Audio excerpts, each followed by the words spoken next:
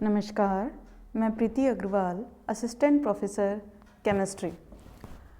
BSc first year के सभी students का हार्दिक स्वागत और अभिनंदन। बच्चों, हम फिज़िकल केमिस्ट्री में गैसियस अवस्था पढ़ रहे थे। लास्ट इसमें हमने काइनेटिक थ्योरी ऑफ गैसेस पढ़ा। हमने उसमें देखा कि प्रत्येक गैस बहुत ही छोटे छोटे कणों से, पार्टिकल से मिलकर बनी हुई है। इन्हें हमने मॉलिक्यूल नाम दिया।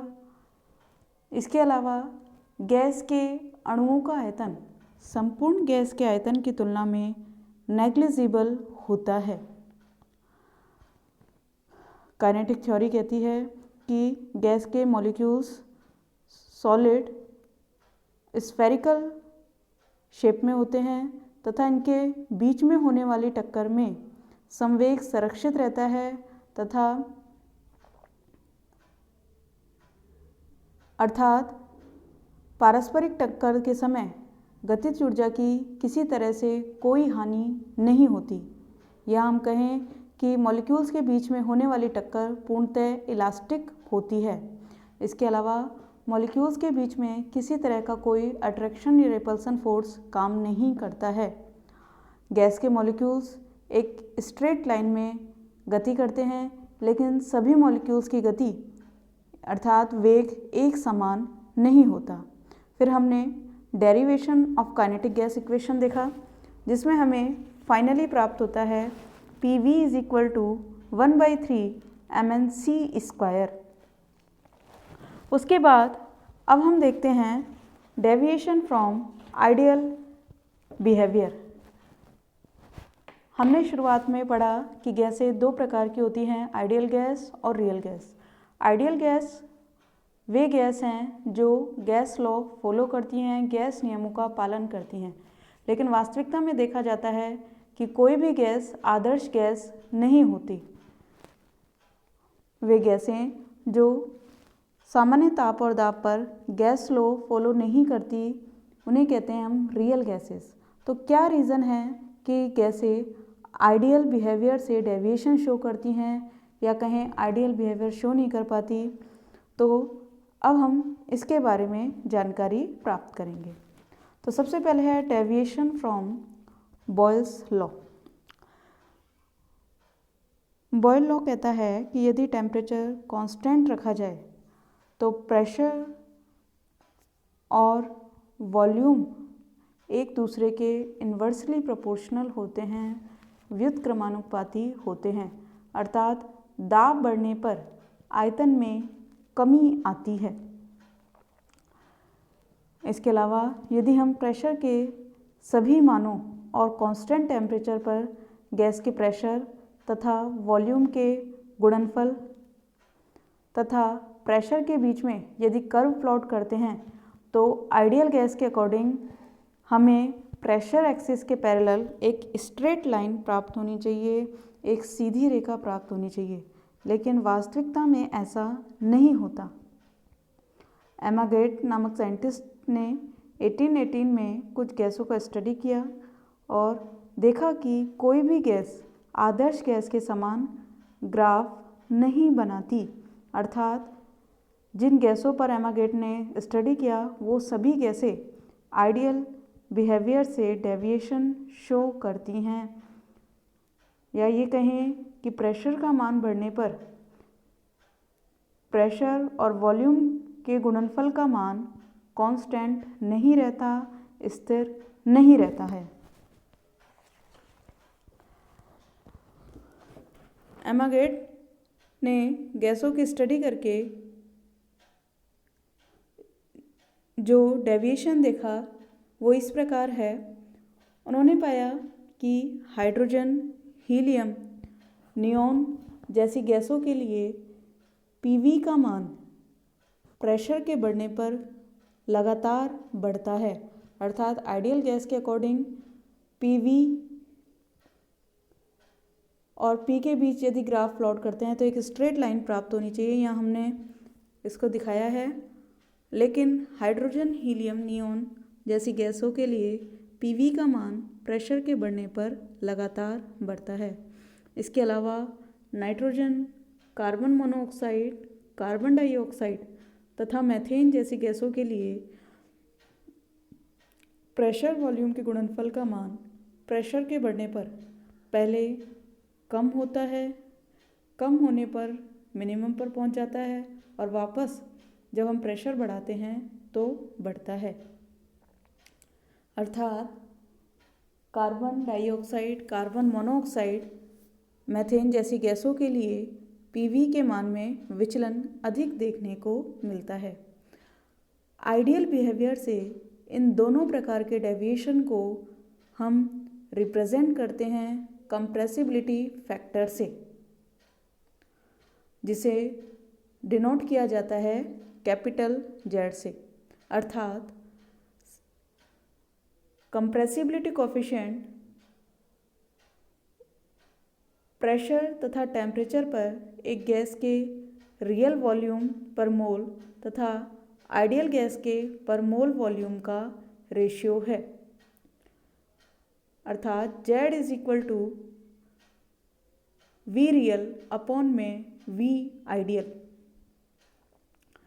आइडियल गैसेस के लिए कंप्रेसिबिलिटी फैक्टर हमें 1 प्राप्त होता है, लेकिन रियल गैसों के लिए कंप्रेसिबिलिटी फैक्टर का मान कभी भी 1 प्राप्त नहीं होता। या हम कहें कि आइडियल गैसेस के लिए कंप्रेसिबिलिटी फैक्टर टेम्परेचर और प्रेशर दोनों पर डिपेंड नहीं करता, लेकिन रियल गैस के लिए कंप्रेसिबिलिटी फैक्टर टेम्परेचर तथा प्रेशर दोनों पर डिपेंड करता है। यहाँ हम देख रहे हैं कि कार्बन डाइऑक्साइड तथा मीथेन जैसी गैसेस के लिए लो प्रेशर पर कंप्रेसिबिलिटी फैक्टर की वैल्यू 1 से कम होती है। यदि कंप्रेसिबिलिटी फैक्टर की वैल्यू 1 से कम है, इसका मतलब है कि गैसें अधिक कंप्रेसिबल होती हैं, अर्थात ये गैसें लो प्रेशर पर अधिक संपीड्यता शो करती हैं।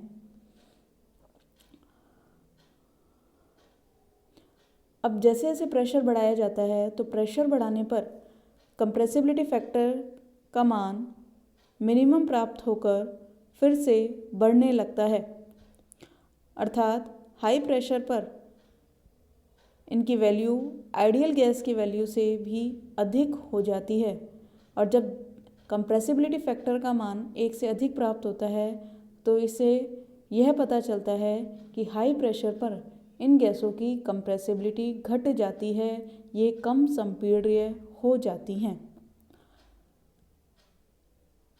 अब हम बात करें हाइड्रोजन और हीलियम गैसों की, तो हाइड्रोजन और हीलियम के पीवी के मान सभी प्रेशर पर आइडियल गैसेस के पीवी के मान से अधिक प्राप्त होते हैं।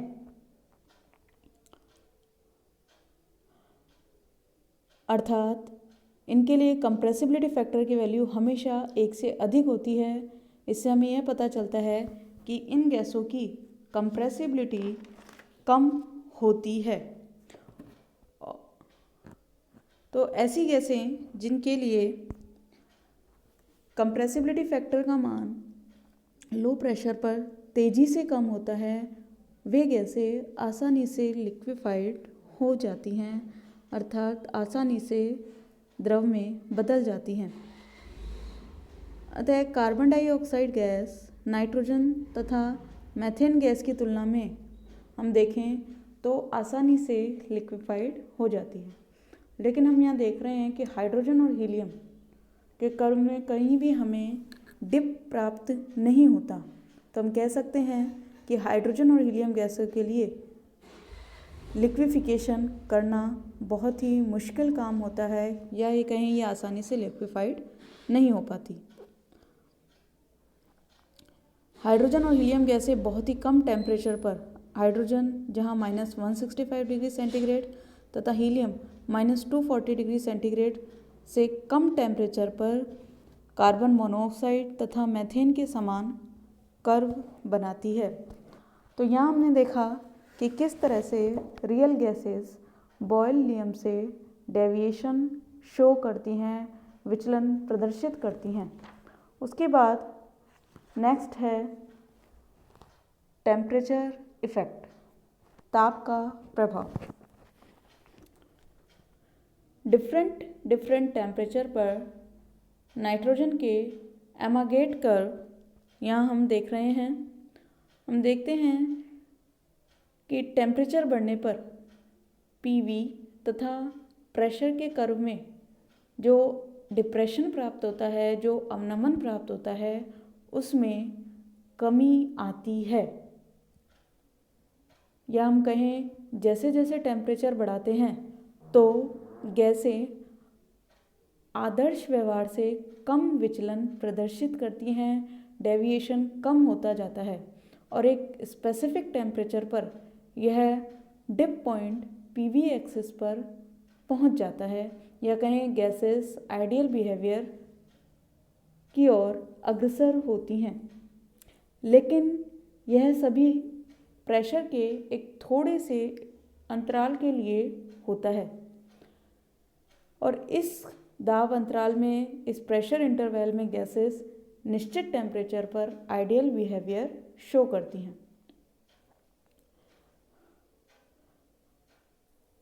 तो हम यहाँ कह सकते हैं कि नाइट्रोजन के केस में 50 डिग्री सेंटीग्रेड पर प्रेशर के इस अंतराल में बॉयल्स लॉ फॉलो होता है, या कहें इस ताप पर गैस आदर्श व्यवहार प्रदर्शित करती है और वह टेम्परेचर पर जिस पर कोई रियल गैस आइडियल गैस के समान बिहेवियर शो करती है, उस टेम्परेचर को नाम दिया जाता है बॉयल्स लॉ और इसे रिप्रेजेंट करते हैं टीबी से।